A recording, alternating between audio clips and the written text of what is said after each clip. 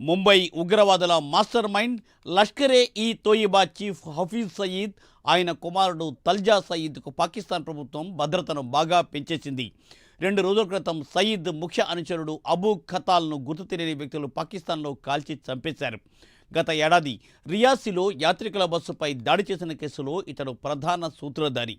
గుర్తు తెలియని వ్యక్తులు అబూ ఖతాల్పై 15 నుండి 20 రౌండ్ల కాల్పులు జరిపారు. ఈ ఘటనలో అటు ఖతాల్తో పాటుగా అతని భద్రతా సిబ్బందిలో ఒకరు కూడా మరణించారు.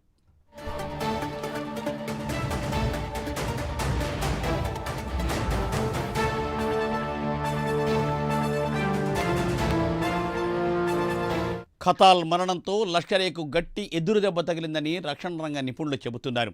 అతడి స్థానాన్ని భర్తీ చేసే అవకాశాలు తక్కువగా ఉన్నట్లు పేర్కొన్నారు.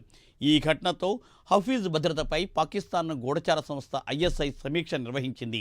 ప్రస్తుతం హఫీజ్ సయీద్ జైల్లో ఉన్నారని చెబుతున్నారు. ఉగ్ర కార్యకలాపాల ఆరోపణలపై లాహోర్ జైల్లో శిక్ష అనుభవిస్తున్నాడు అతను.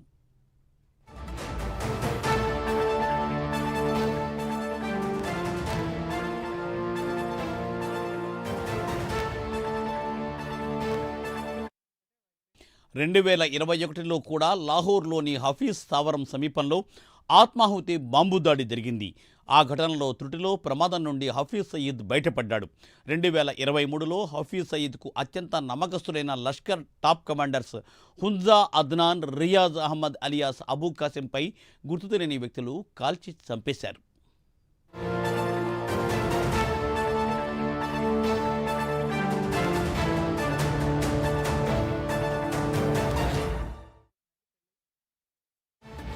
హఫీజ్ సయీద్కు చెందిన మనుషులు ఒక్కరొక్కరిని గుర్తు తెలియని వ్యక్తులు మట్టుబెడుతున్నారు.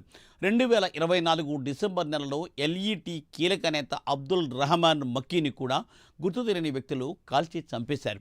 హఫీజ్కు అత్యంత సమీప బంధువైన అబ్దుల్ రహమాన్ మక్కీ కూడా ముంబై దాడుల కేసు 26/11 ఘటనలో కీలక నిందితుడిగా ఉన్నాడు.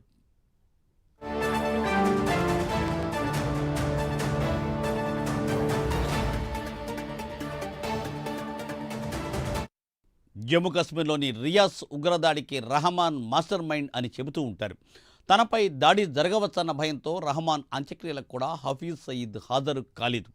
ఈ దాడుల నేపథ్యంలో అత్యంత కీలక ఉగ్రవాదులు పలువురిని పాక్ ఉగ్రవాద సంస్థ ISI పాకిస్తాన్లోని వివిధ రహస్య ప్రాంతాలకు తరలించింది.